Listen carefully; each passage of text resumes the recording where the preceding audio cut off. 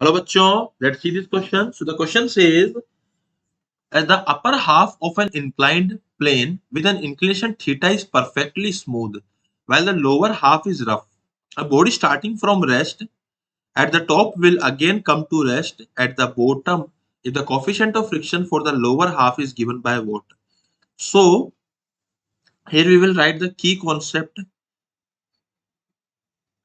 that will be used in this question. So the key concept is what? Key concept is the value of friction, kinetic friction is equals to mu into normal. Okay, तो ये तो हो गया हमारा main concept. And the second thing is we can use that v square is equals to u square plus 2as. This is equation of motion that will be used here in this question. So let's start the question using the key concept. तो हमारे पास में यहाँ पे एक inclined plane है and ये inclined plane है and this angle is theta. Okay, so this is smooth portion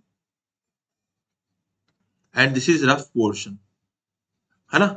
अब यहाँ पे क्या हो रहा है, ये जो रफ पोर्शन है इस पे हम लोगों ने यहाँ से इसको देखो, इस पूरे का डिस्टेंस अगर मैं एल मान लूं तो एल बाई 2 हो जाएगा, तो मैं यहाँ पे एस मान लेता हूँ एंड यहाँ पे भी मैं एस मान लेता हूँ. ठीक है, एस एंड एस मान लिया मैंने इधर की तरफ.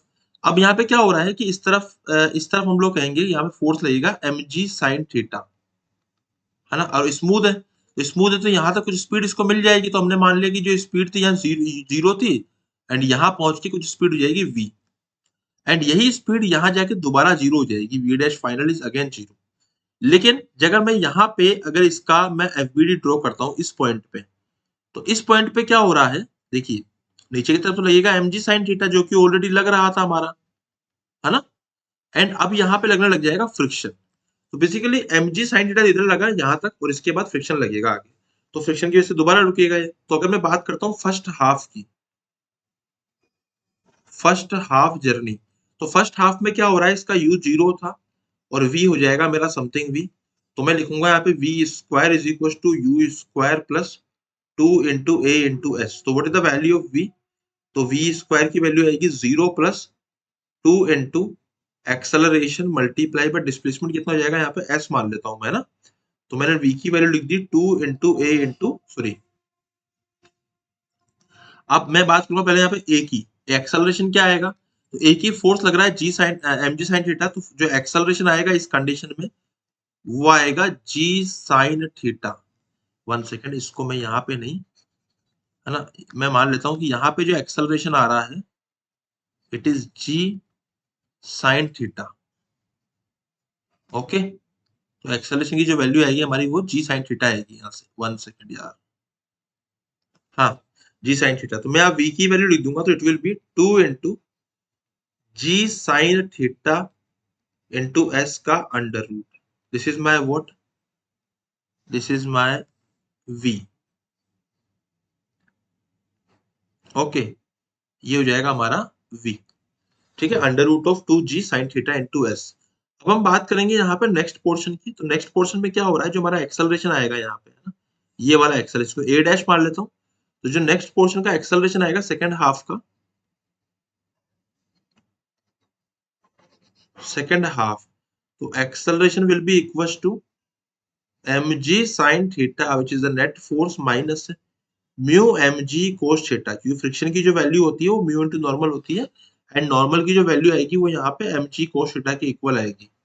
ठीक है, तो इसको हम लोगों ने पुट कर दिया यहाँ से. तो डिवाइडेड बाय मैं m अगर कर दूंगा तो what I will get the acceleration. तो it will be g sin theta minus mu g cos theta.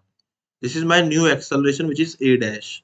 अब यहाँ पे क्या हो रहा है, ये जो a डैश है इसकी वजह से बॉडी, देखिए होगा क्या कि जो a डैश आएगा ना इसकी वजह से बॉडी रुक जाएगी, है ना, दोबारा रेस्ट पे जाएगी. तो बेसिकली ये mg sin थीटा नहीं है, minus of mg sin theta plus mu mg, and ये माइनस में आएगा. ऐसा क्यों? क्योंकि रुकेगी तभी जब एक्सेलरेशन नेगेटिव मतलब उल्टा आएगा, पीछे की तरफ लग रहा होगा. तो वी कैन कंसीडर कि एक्सेलरेशन हमारा पीछे की तरफ लग रहा है. ठीक है, वो तो ऑटोमेटिक नेगेटिव हो जाएगा, बट ठीक है मैंने फिर भी पीछे की तरफ मान लिया है. अब हम ये मानते हैं कि जो एक्सेलरेशन था पहले यहाँ से यहाँ तक था, इससे स्पीड मिल गई हमको कुछ. अब जो भी स्पीड मिली अगर मैं फाइनली इसको लिखता हूँ v डैश का square is equal to v square plus 2a dash into s। तो व्हाट इज v डैश का square? It is 0। Finally v का स्क्वायर कितना था हमारा? g sin theta into s minus 2 into acceleration is what? It is mu g cos theta minus g sin theta।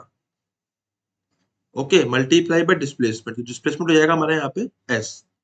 इसको solve करा हम लोगों ने, है ना। यहाँ से 2 कॉमन ले लिया, g कॉमन ले लिया, s कॉमन ले लिया हम लोगों ने, तो बचा क्या?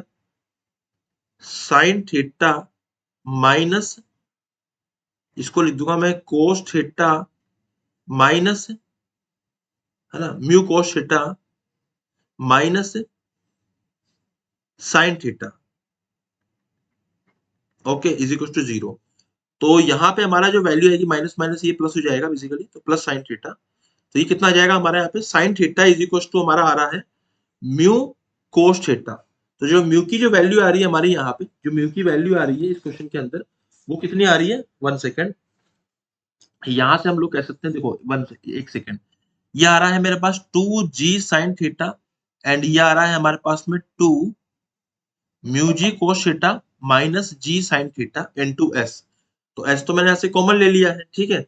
अभी जाके यहाँ से यहाँ तक के जाके डिस्प्लेसमेंट रुक जाएगा, तो डिस्प्लेसमेंट मैंने मान लिया है s। इस इक्वेशन को मैं कहीं यहाँ रख देता हूँ ताकि हम लोग आसानी से इसको लिख पाए, क्योंकि जगह की बहुत कमी हो रही है यहाँ पे। सो चलिए यहाँ लिख लेता हूँ इस जगह पे, ठीक है।